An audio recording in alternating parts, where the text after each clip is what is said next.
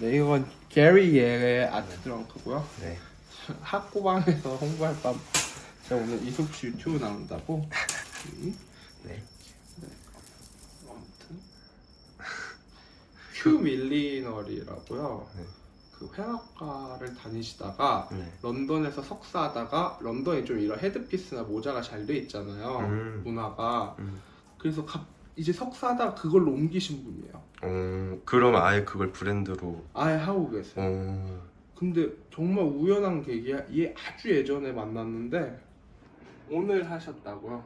네, 지금 여기 있는 것들은 다 이제 최근에 새로 뭔가 네. 테스트를 하면서 어떻게 다음 작업들을 연작을 이어갈까 네. 하면서 이제 제가 원래 포르노그래피를 네. 이제 좀 가져와서 있는 걸 약간 그대로 이런 식으로 그리는 방식들을 약간만 변주해서 택했었는데 이제 어떤 이런 걸 샀거든. 레이스 원단 같은 것들 많이 사고 이런 것들을 그냥 평면 작업에 계속 이용하고 그리고 어떤 막 샀네. 비싸. 수입이네 뭐는. 이런 거랑 막 어떤 원단 시장에 있는 제 온 군대 간 데를 금칠 해놓으면은 보통 여러분들 이렇게 인사동 생각이 나요. 인사동에 이렇게 금분 좋아하시는. 근데 저걸 보고 있어요. 인사동의 생각이 날 순 없잖아. 아니 그니까요. 근데 그러니까 금색을 이렇게 했는데 이렇게 안 촌스러울 수 있는 게 진짜 이 사람의 그 소재에 대한 이해가 있어. 근데 이게 되게 패셔너블해 보일 수도 있지만 그게 뭔가 아주 블링블링하고 패셔너블한 그런 가벼움이 아니라 네. 되게 작업적으로 유효한. 그러니까 이게 어떻게 보면 이 사람의 천부적인 개인기인 거야. 너무 칭찬만 하지 말고 비접 이제 욕도 할 거야. 비접거나 막 혀 말기 이런 거 있잖아요. 그거는 연습하는 게 아니잖아요. 그건 천부적인 유전적인 좋은 것을 어렸을 때부터 보고 자라서 이게 생긴 건지. 근데 그것도 어떻게 보면 유전적인 부분이거든요. 유전이란 게 꼭 우리가 DNA만 유전이라고 하지 않아요. 그 특성을 계속 정립을 해오면 그게 유전적이라고 얘기를 해요. 이거는 우리 커플 신발. 신발. 근데 그거 신고 와서 찍을 걸 그래. 그래. 그랬네. 컨텐츠를 몰라 이 사람이. 컨텐츠를. 그 저보고 조각 좀 하라고. 조각 좀 해요. 근데 왜냐면 조이섭은 네. 솔직히 그림이 그림은 조각만 못 하거든요.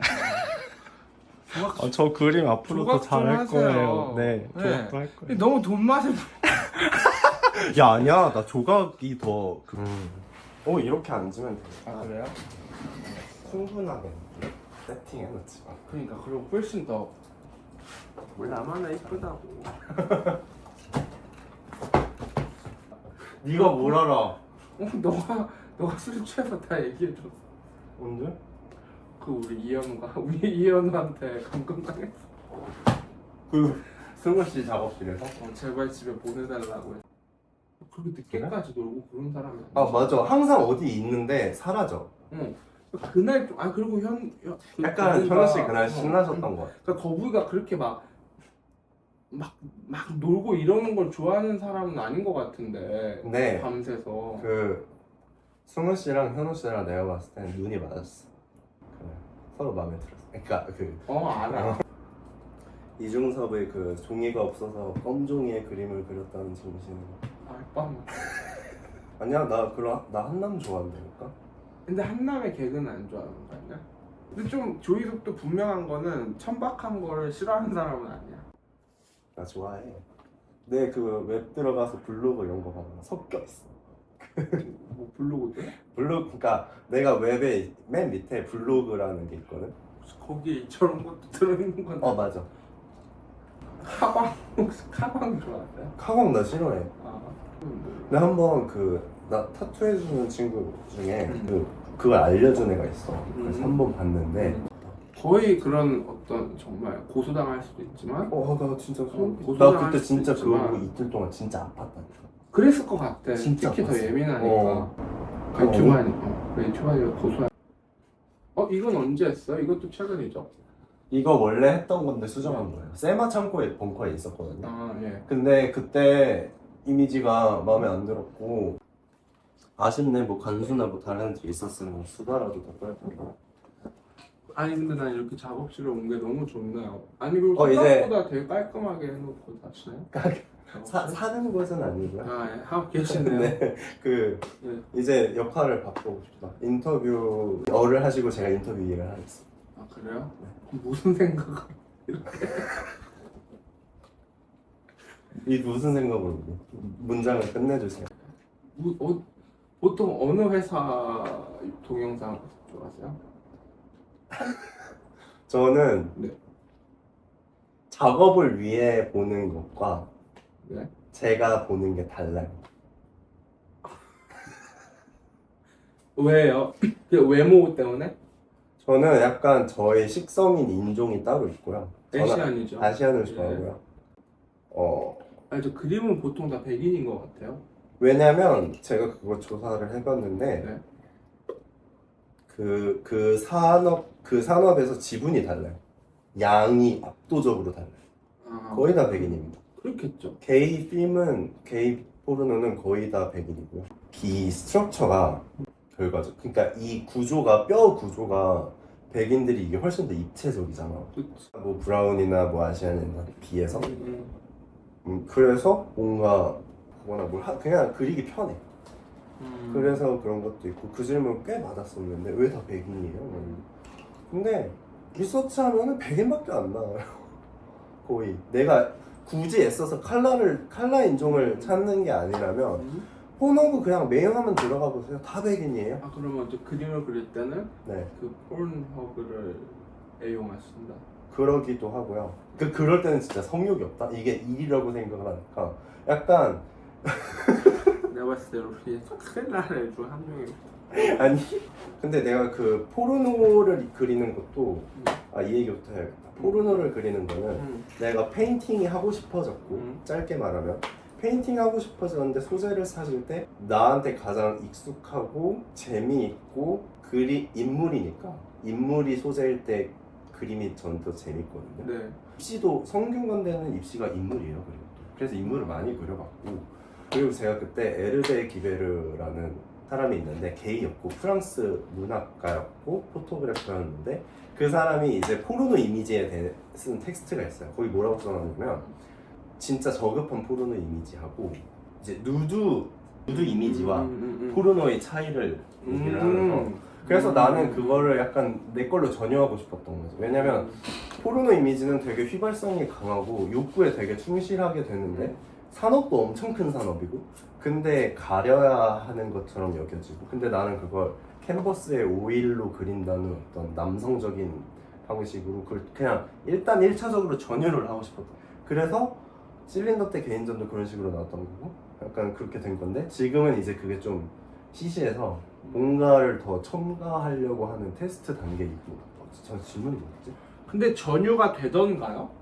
한 번 정도는 트위스트가 되는 것 같아요. 느낌이 어쨌든 간에 사람들이 내가 그린 이미지를 보러 갤러리에 오잖아. 화이트 큐브 갤러리에 와가지고 가격도 리스트 받으면서 볼 수가 있고 막 그리고 그냥 내가 그렇다고 진짜 막 성욕이 드러나는 성욕이 막 그런 장면들보다 그 사람들의 어떤 섹스하는 와중에 좀 환희에 찬 표정이라던가 아니면 그 사람들은 직업이니까 어떤 부정적인 성격도 얼굴에 드러날 수가 있잖아.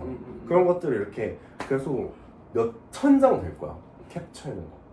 그리고 너무 힘들잖아. 포르노를 어떻게 맨날 그렇게 봐. 구글링 할 때도 진짜 많아요. 그럼 뭐 예를 들어 이거는 얼싸 받는 장면이다. 얼싸가 뭔지 모르시겠네요. 얼굴에 싼다고요. 얼굴에 싸는 걸 받는 장면인데 약간 이런 건 그냥 이게 얼싸죠. 이거 근데 이게 얼싸죠. 막 손으로 막 이게 얼싸고. 그러니까 이런 식으로 그냥 바로 그냥 그린 거야. 전유라고 할 수 없지. 뭔가 이걸 전유는 아닌 것 같아. 그치. 이걸 가져다 쓴다. 그래서 이걸 약간 이거 갖고 뭔가 차용이 낫겠네요. 드립 치는 느낌 정도. 그렇죠. 왜냐면 또 전유라 하면 미술에서 전유라는 말은 가져다가 또 그런 성격으로 쓰이지 독립성이 가져지는 그렇죠. 느낌이 되니까 그건 아닌데 그래서 내가 지금 그걸 찾는 거야. 그래서 막 이것저것 재료 써보고 그러다가 그 조각을 해보라고 다시 하라고 하셨잖아요. 저도 그럴 생각이 충분히 있는 게 계속 그림 그리고 또 조각하고 싶어요. 그러니까. 아니 그리고 무엇보다 그거 해야 돼요. 저 졸업하려고. 예, 아니 그리고 조이섭은 어쨌든 조형이 더 잘해요. 아니 솔직하게 미안해요. 그러니까 내가 그 사실은 조이섭의 그 말씀드렸다시피 이게 자꾸 거듭 얘기하게 되는데 제가 느끼기에는 무엇보다 조이섭한테 중요한 거는 소재감인 것 같아요. 근데 조형의 입체였을 때는 반가울 정도로 그 싸구려와 고급을 아주 능수능란하게 오히려 이게 화면 그러니까 이 평면에서는 만들어내는 거잖아요. 그러니까 이게 붓으로 표현을 하는 거죠. 그러다 보니까 그 효과가 많이 덜해진다고 저는 느껴요. 그리고 그런 것도 있을 거야. 내가 뭐 화면을 좀 더 풍부하게 쏜다던가 레이어가 많다던가 지금 그런 상황이 아니거든. 그러다 보니까 되게 플릿하게 느껴질 수가 있고 그리고 약간 가령 그림 작업하는 시간이 되게 짧았어. 올해 초까지만 해도.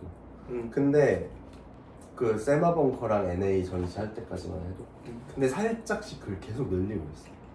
그리고 다시 그리고 덧대고 수정하고 이미지 삽입하고 레이어 나누고 화면 면 분할하고 색 더 써보고 지금 작잖아요 다 테스트들이.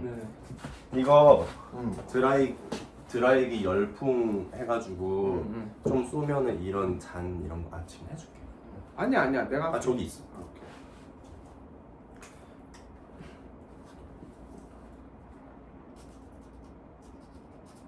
오 잘한다. 선물 앞에 자랑해주세요. 네. 아유 예. 가까이 대야죠. 제가 지금 이거 딱 2개 남아있거든요. 왜 웃죠? 나 완전 펫 니틀 그거예요. BDSM. 그림을 화면에서는 그 조이섭이 능수능란하게 아주 구사한다고 할 수 있는 그 소재 감각이 잘 보이지 어쨌든 않는다. 드러나지는 않게 돼요. 왜냐면 재료 자체가 다르니까 이거는 만드는 거고. 그리고 내 태도도 왜냐면 나는 그 입체 작업할 때 내가 훨씬 더 전투적이야. 왜냐면 평면할 때는 내 몸이 움직이는 게 그 가동 범위가 굉장히 폭이 좁아요. 네. 어쩔 수 없어요 매체 특성상. 그렇죠. 근데 가령 그 뮤지엄 헤드 때 했던 작업 같은 경우는 죽어납니다. 그랬을 것 같은데. 존나 힘들었어요. 저 그때 병 걸리는 줄 알았어요. 링거도 맞았고. 보고 계신가요 하늘씨? 제가 그때 그렇게 열심히 했습니다. 안 보겠지? 아무튼 시간적으로 물리적으로도 그랬고 근데 그게 그래갖고 전시 기간 동안 내가 작업실 안 갔을 거야 그때 아마. 안 왔어. 그러고 2달 좀 안 되는 전시 기간 끝나고 그 김소리 작가가 이제 그 철수를 도와줬거든요. 아 진짜 너무 후련했어. 그러니까 그 어떤 내가 근데 평면은 또 그렇지 않아. 왜냐면 그러다 보니까 더 내가 움직이잖아. 그러면 이 재료 저 재료 더 이렇게 움켜쥐고 더 분할하고 쪼개고 공구를 쓰잖아. 그리고 그다음에 예를 들어 그라인더를 내가 써. 그럼 그 날도 이걸 쓸까 저걸 쓸까 하면서 교체하면서 쓰고 이러니까 그 어떤 레이어가 많아지는 거잖아. 그러니까 예를 들어 문서를 쓰는데 문체가 되게 여러 가지구나. 폰트를 여러 가지 쓰는 것처럼 그러면 정신 없을 수도 있겠지만 뭐 비유가 이상하긴 한다. 근데 그런 것처럼 조금 더 뭔가 어떤 다양한 느낌이 내 이렇게 자석처럼 이렇게 끌려오는 거죠. 자연스럽게. 근데 페인팅은 아직 내겐 좀 그렇지 않다. 그런 것 같아요. 왜냐면 완전 난 그리고 그걸 느꼈어. 그 진짜 그냥 완전 페인터인 분들 있잖아. 페인터인 분들의 페인팅을 보면 밀도가 달라요. 달라요. 존나 달라요. 네. 존나 다른 걸 너무 나도 알고 있고 그 사람들은 페인팅을 할 때 누구보다 전투적이겠지. 그 사람들이 삶의 그 일상에서 전투적일 때가 그림 그릴 때이겠지 가장. 근데 나는 아니거든. 왜냐면 그것보다 우위에 있는 게 있으니까 조각할 때. 그러니까 약간 나 자체도 약간 소극적일 수도 있는 것 같고 그리고 그걸 내가 지금 알고 있잖아. 지금 객관화가 돼 있잖아. 그걸 최근 일이에요? 네? 아니요. 시작할 때부터 그걸 알고 있었어. 근데 조금 더 선명해진 거죠. 계속 할 수. 회화도 얼마든지 사실은 뭐 붓의 크기라던가 그렇죠. 붓의 종류라던가 미디엄도 엄청 많죠. 그렇지 뭐 미디엄을 내가 쓸 수가 그걸 있다던가 몰라. 그러니까 음. 지금 그런 거 같아. 몰라 잘. 근데 이런 거를 인정을 하는 모습이 좋은 거야. 그걸 누구나 인정하지 않나요? 인정 안 아니, 하는 사람도 잠깐. 있어요. 아예 그러면 이런 얘기 나오면은 대답 안 해버리는 사람도 있고. 숨어버리거나 음, 할수 있죠. 그게 독이 될 때도 예. 많죠. 그러니까 예컨대 이런 것도 아니 왜냐면은 그치. 독이 된다는 단적인 얘가 어떻게 보면 이런 걸 수도 있는 거잖아. 그렇지 유튜버가 됐다는 거. 나는 아까도 얘기했지만 컬렉터들의 미술에 대한 그 순수한 애정을 너무너무 좋아해.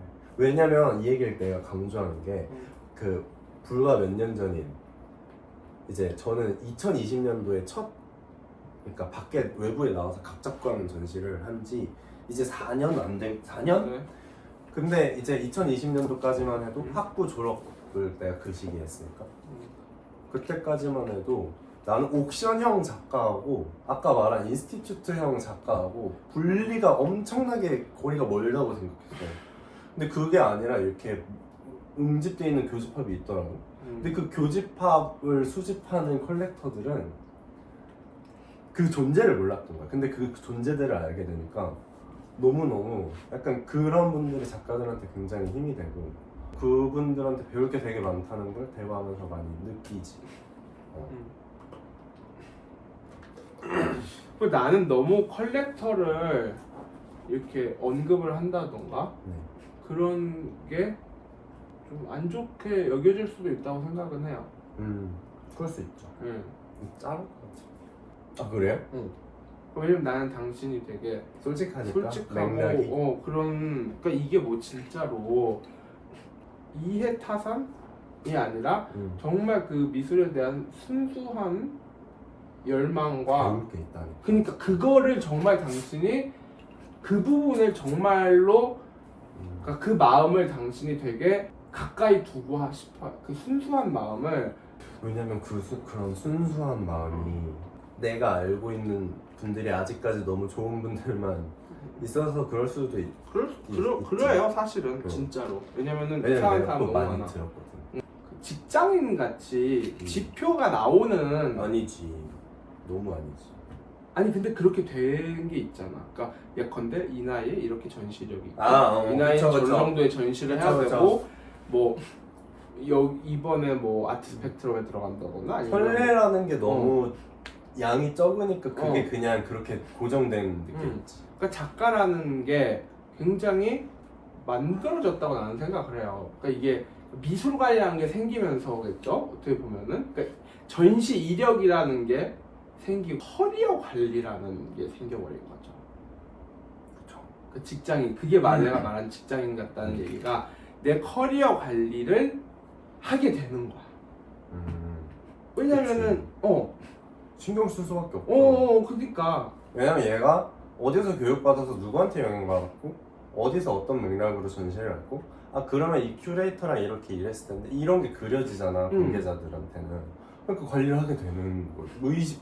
의식하게 될 수밖에 없어. 좋은데 계속 넣고 좋은데 엮고 이게 솔직히 말해가지고 작가 관리라는 거잖아. 그쵸. 작가 커리어 관리라는 것이. 근데 이런 게 너무 과도가 과잉 대표되고 과도하게 되다 보니까 나는 이게 너무 이 작가라는 게 너무 앞서 나가는 거야. 그러니까 작업을 하는 거랑 작가랑 어떤 작업을 할 거냐가 아니라 어떤 작가가 될 거냐가 이해됐어. 그 작가가 싫을까요? 그렇게 되는 관습이 싫을까요? 그런 갤러리가 싫을까요? 이렇게 되는 판이 싫은 거지. 판이 그러니까 주객이 좀 전도되는 거지. 크네. 그 싫은. 진짜 나는 이게 그러니까 그러니까 내가 작가랑 큐레이터나 기획자가 아니라서 이렇게 무식한 소리 하는 걸 수도 있는데 아니 난 정말 이게 집단적으로 너무 기업화되는 게 그리고 나 다른 얘기긴 한데 이번에 나의 프리즈 후기를 말하면 이제 3회차잖아. 그리고 연장 계약할 수 있다는 기사도 떴고 이번 3회차 때 느낀 거는 작년이랑만 딱 비교해봐도 한국의 프리즈가 맞춰졌어. 저는 아트페어를 원래 그러니까 쉽게 말하면 아파트형 작품들밖에 없어요. 그러니까 한국은 주거 형태가 아파트잖아요. 네. 그러니까 층고가 유럽보다 낮죠. 프리즈가 이제 유럽, 미국 진출됐던 시장이니까. 서구 애들은 층고 높고 보통 비교 굳이 하자면 그 집단은. 근데 한국은 컬렉터들도 아파트에 사는 사람들이 되게 많아. 왜냐면 그 주거 형태가 다르기 때문에. 벽에 거는 작은 평면들이 엄청 많이 눈에 띄는 거야, 이번 프리즈 때. 그리고 저번 프리즈 때는 뭐라고 해야 되지? 퍼포먼스나 좀 재밌는 설치 이런 류가 많았거든. 근데 이번에 내가 너무 덜 본 걸 수도 있는데 제일 스펙터클해 보이는 그 진짜 완전 메가 작가 아니면은 그렇게 크고 조형적으로 조금 더 어떤 설치류가 된다 이런 게 없이 아파트에 들어갈 수 있는 벽에 걸 수 있는 이런 것들로 좀. 그거는 일단 제일 큰 요인은 그 불경기라서 그런 거죠.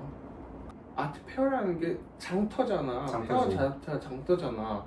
팔릴 거를 가지고 나와야 되니까 더 그렇게 말한 것처럼 한국의 주거 형태라던가 아니 한국 사람들이 어쨌든 작은 걸 더 선호하잖아. 집에 막 뭐 층고가 3m인데 3m는 안 되지. 보통 220, 240. 80년대 작가 근데 생각보다 난 진짜 사실 고생 많이 사람- 했으면 굿즈 세대. 굿즈 아, 세대 근데 얼마나 여러분- 고생 많이 했어. 근데 여러분 나 이거 깜빡하고 있었는데 그 나 이 유지원 얘기도- 씨 책만 봐도 나 이 얘기도 하려고 했어. 90년대생 작가들이 운이 좋아. 제정신들이 아니다. 주제 파악들이 아니다. 이거도 편집하시고 꼭 넣어라. 그러니까 왜 여러분들 이유도 말해주세요. 예, 아니 일단 너무 비싸게 팔아요, 여러분들. 진짜로 애지간한 80년대생 작가들보다 정말 훨씬 비싼 사람도 너무 많고 그 그건 가격적인 인정. 얘기만 할게요. 어.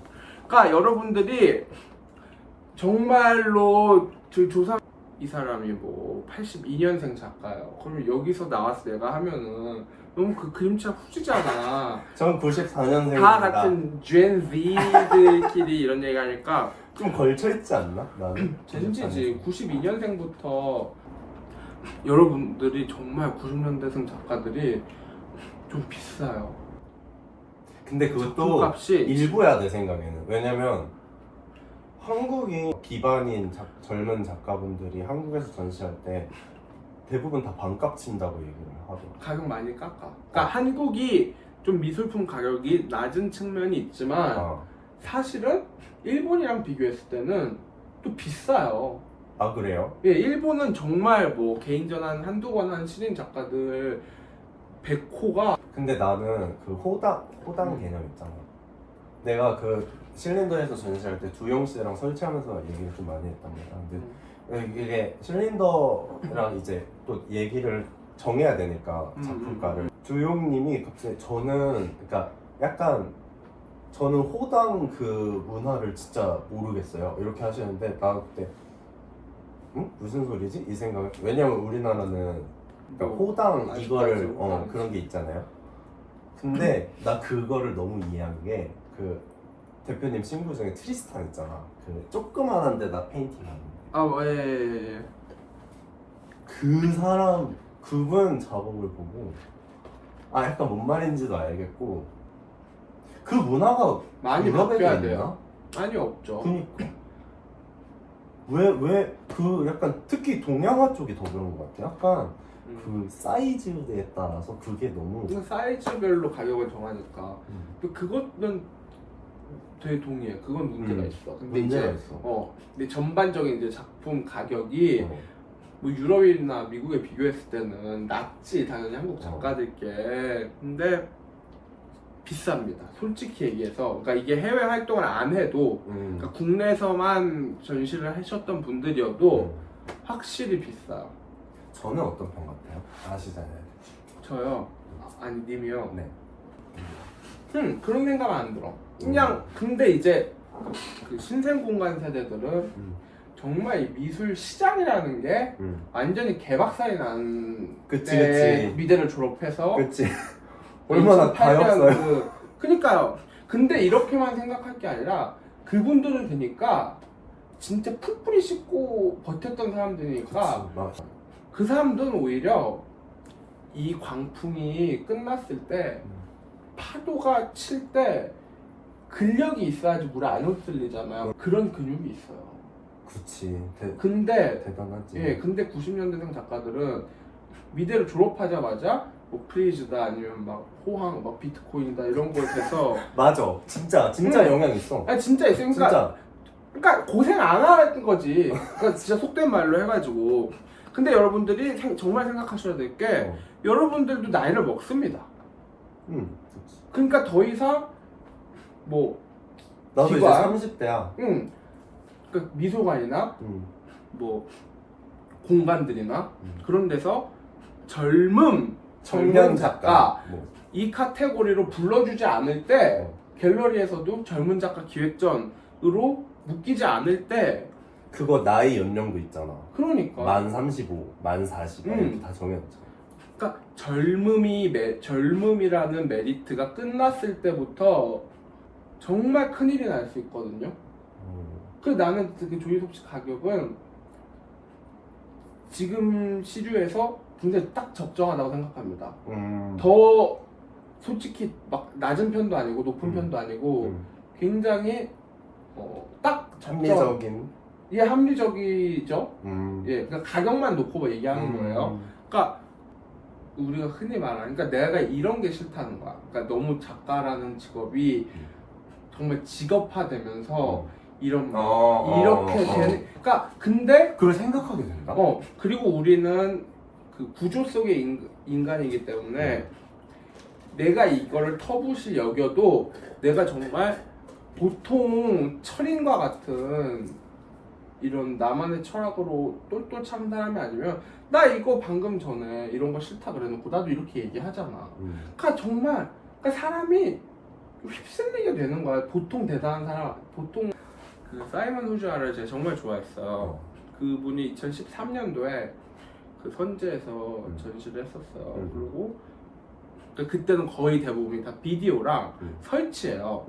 그분은 자기 아버지와의 관계를 계속 줄기차게 그걸 작업해서 이제 얘기를 했었거든요. 뭐뭐들의 뮤지엄이 있는 건 확실합니다. 근데 정말 나는 내가 10대 때 아빠랑 너무, 그러니까 나한테는 정말 별과 같은 사람이었는데 이분이 어느 순간에 캐릭터 같은, 그러니까 그것도 물론 내러티브는 있지만 액면가로 봤을 때는 너무 거의 무슨 귀신 들린, 왜냐면 이거 하던 사람이 완전히 180도가 변해서 이게 거의 신 들린, 정말 귀신 들린 게 아니면은 약간 아시아 프로그램처럼. 그 지경까지. 나 갑자기 그것도 생각났는데 누구였지? 비평 직업도 기억. 근데 미술 안진국 선생님 알아요? 아니. 안진국 선생님, 나도 성함, 그러니까 그분이 네? 학교에 특강 온 적이 있는데 내가 질문 시간이 있었어. 내가 질문을 했다. 근데 그 당시에 내가 뭐가 약간 맴돌았었냐면 미술 비평가 분들이 쓰는 글이나 미술 관련 뭐 얘기해서 담론 얘기가 나오는데 저는 미술계에 담론이 어디 있는지 모르겠다고. 담론이 어디 있나요? 어디서 형성되고 어디서 볼 수 있는 건가요? 약간 이런 되게 초딩 같은 나름 질문을 했는데 그분이 되게 진지하게 받아들이면서, 왜냐면 시장이 존나 작아서 그렇게 얘기를 하는 거예요. 왜냐면 이게 약간 사실 뭐 우리한테 예를 들어 그것도 있는 거지. 나는 저번에 브이로그 프리즈 갔을 때도 찍었는데 립티망을 되게 좋아하거든. 네. 페인터. 근데 미술계에서는 정말 너무 유명한 할아버지잖아. 근데 사실 나 엔트워프 갔을 때 거기 이제 근데 거기 이제 중식당에 가는데 립티망의 단골집이라고 막 그러는 거야. 근데 사실 그때 옆에 있던 친구가 효연이라고. 근데 사실 우리나 뭐 그렇게 미술하는 애들이나 그렇게 존나 조금 생각하지. 일반 사람들한테 그냥 머리 백인 할아버지가 알바가 아니지. 근데 진짜 뭐 그런 대가들도 막 SNS상 뭐 이런 거에 뭐 팔로워 수 뭐 이런 걸 측정할 수 없겠지만 그런 게 되게 측정이 되지. 사실 대중성이란 건 그걸로 측정이 되지. 근데 그런 게 정말 그냥 한 20대 초반의 인플루언서 분들보다 말도 안 되게 적거든. 아 그러겠지. 성실 씨도 얘기를 했던 게 아버지가 트로트 가수시거든. 아 그거는 나도 알아. 근데 그분의 무대 조회수보다 자기의 작업 조회수가 훨씬 낫다 이 얘기를 하는 거야. 역시 아버지는 위대하다. 그러니까 이런 어떤 그 자본력의 어떤 문제들이 있는 건데, 근데 그렇게 치기에는 그걸 왜냐면 향유하는 층이 너무 소수야. 너무 적어. 근데 이거는 어쩔 수 없어. 장르 분야가 그냥 그럴 수밖에 없어. 지금 컨템포러리. 아니 그리고 이 파인 아트라는 게 순수 예술인 거잖아. 순수 예술이라는 거는 원래 이거는 원래 소수를 위한 거다. 아니 그렇잖아. 그러니까 이게 진짜 되게 엘리트 문화인 거잖아요. 정말 그런 거를 점점 더 느껴요. 그래서 나는 이것도 굉장히 잘못돼 가고 있다고 생각해. 어쨌든 미술이 한 번도 자본과 권력에 종속되지 않았던 적은 없지만 없지. 사실 모더니즘이라는 것 자체도 너무 너무 정치 정치적이지. 권력의 산물이잖아. 국가 정말. 싸움이고.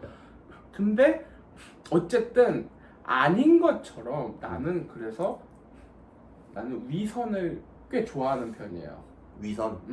그러니까 왜? 어떤 거예요? 뭐가 적어도 뭐가 옳은지는 안다는 거지. 뭐가 아. 나아갈 길이란 거는 아. 안다는 거지. 아. 부자들 장난감이 아니다라는 게 있었는데 내가 느끼기에는 어느 순간에 우리 때만 해도 어쨌든 정말 지금 무슨 막 공공 빵빵년생 이후 사람들이랑 우리랑 또 정서가 되게 다르잖아요. 다르지. 측정도 예상도 안 돼. 그럼 우리 때만 해도 사회가 촌스러웠어. 아니 진짜 고등학교 때 막 때리고 그랬잖아. 맞아. 생각해보면 진짜 그 사이 엄청난 게 많아. 우리가 뭐 성소수자에 대한 인식부터 그럼. 별게 다 바뀌었지. 그리고 우리 고등학교 때나 아니면 대학교 초반 때 미술계도 진짜 개 한남 꼬치밥들이었잖아.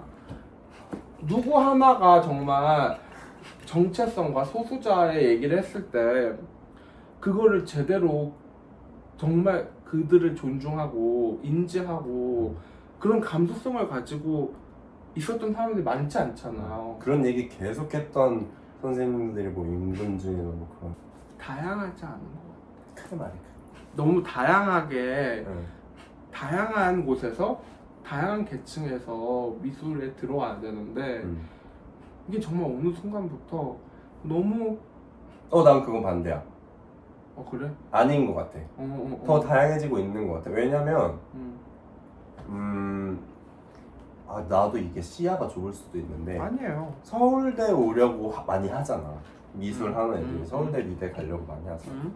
나도 입시할 때 굉장히 그랬으니까 막 서울대 가려고 안간힘을 썼으니까. 우리 때는 정말 서울대공대 너무 극명했지. 그치. 그리고 아까보다 나은데? 야 이게 나은데. 어떡하냐? 여러분 안녕하세요. 너무 오래 찍어갖고 배터리가 그러니까, 끊겨가지고 예 배터리가 시간 가는 줄 모르고. 불상사가 있었어. 그리고 저희가 잠시 핸드폰 충전하면서 그 영상들을 좀 봤어요. 너무 나 지금 느꼈는데 이렇게 많이 아까 좀 멀리서 찍었잖아. 내가 살이 진짜 많이 빠지고. 아니 근데 진짜 왜냐면은 이 어깨가 확 달라졌어 작년이랑. 이렇게 둠술했지. 둠술? 서울대 얘기하고 서울대 얘기 왜 했었지? 그러니까 나는 요즘 미술분들이 너무 이제 특정 계층만 있는 것 같다라고. 일단 우리 학교만 봤을 땐 아닌 게 우리 윗학번들은 서울예고, 선화예고 아니면 근데 제가 그 16학번이거든요. 근데 내가 알기로는 조속과뿐만 아니라 우리 학번 때 인문계가 진짜 많이 들어왔고 예고도 되게 다양한 예고에서 많이 들어왔었고 그리고 그 밑에 학번도 이렇게 보면은 지역도 되게 다양하고 근데 이제 그건 있지. 남자애들이 적어져 점점 공부를 못해서. 그리고 그거는 사실은 어쩔 수 없나 봐. 어쩔 수 없고 원래 그리고 솔직히 말해서 커트라인 생기고부터 더 심해졌대. 아니 그리고 원래 여자애랑 남자애 중에 남자애 뽑는 경향이 솔직히 있었잖아. 있지. 예고도 그렇고. 우리가 모두가 다 알지만 딱히 말을 말하지 안 않았던 하는 거. 근데 진짜 그렇잖아요. 그럼요. 근데 그런 관행을 점점 줄여나가기 때문에 네, 그래서 좀 어쨌든 선생님을 봤을 때는 그것도 얘기했잖아. 서울대는 15, 16년도 그때 뭐가 이렇게 많았다. 변화가. 현역이 그게 정말 많았죠. 15년도, 16년도에 16 그 성대를 13학번이었고 서울대를 6학번이었으니까 아무튼 네. 근데 그때 정말 좋은 변화들이 많았어요. 운동하는 힘들이 많았고 맞아요. 정말 네. 정말 근데 그 시기가 이거는 누구도 부정할 수 없이 일단 페미니즘이 굉장히 그 정도 그치. 네. 엄청나게 그때 여성인권 관련한 이슈들이 엄청나게 많았고 그리고, 지금 댓글이 막 이런 유튜브나 이런 플랫폼 같은 거 댓글만 봐도 나 한 10대 말, 20대 초반 애랑 엄청나게 분위기가 달라진 것도 성소수자에 대한 인식이라던가 이제 그렇죠. 왜냐면 이게 이런 식으로 나도 이렇게 뭔가 개인 채널을 갖고 이런 걸 하잖아. 그러니까 이게 계속 다 드러나는 거야. 원래 그리고 우리 이쪽 사람들은 이반, 퀴어 뭐 등등 이런 사람들이 실제로는 우리는 막 성소수자라고 하는데 이태원의 게이힐을 금요일 토요일에 가면 지금 가면 사람 존나 많고 이태원 이제 내가 봤을 때 게이들 지금 먹여 살려. 그뭐 당연하지. 거기도 있다. 당연하지. 그러니까 성다수자다 이런 말도 하고 그런데 이게 다 이렇게 올라오고 드러나고 하는 것들이 있는 거고 그리고 적어도 학풍 얘기도 했다 우리. 그러니까 그리고 체벌도 없어지고. 체벌.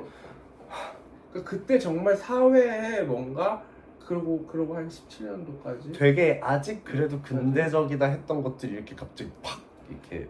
아무튼 그래서 갈무리를 좀 해보자면은 네. 하고던 말에 네.